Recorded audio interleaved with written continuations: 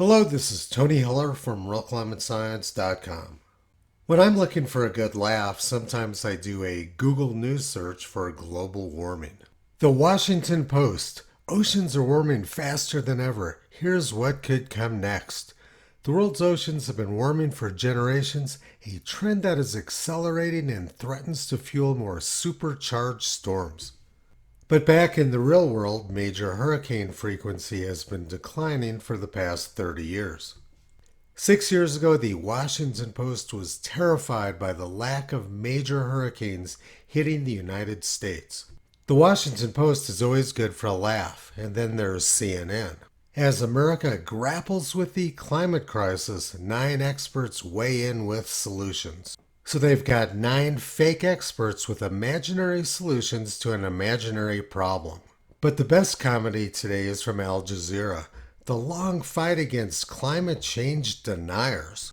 A string of climate change deniers have sought to downplay the significance of global warming and humanity's role in driving it.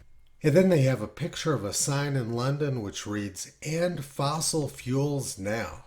It appears that Al Jazeera wants to end fossil fuels. But that doesn't make a lot of sense because Al Jazeera is owned by oil billionaires in Qatar.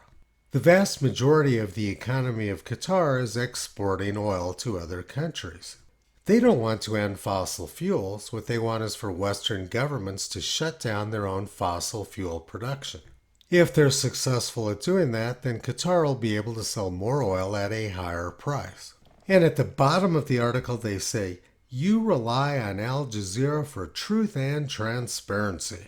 Dietrich Bonhoeffer said, "Stupidity is a more dangerous enemy of the good than malice. One may protest against evil, it can be exposed, and if need be, prevented by use of force. Against stupidity we are defenseless. Neither protest nor the use of force accomplish anything. Reason falls on deaf ears. Facts that contradict one's prejudgment simply need not be believed. And when facts are irrefutable, they are just pushed aside as inconsequential as incidental.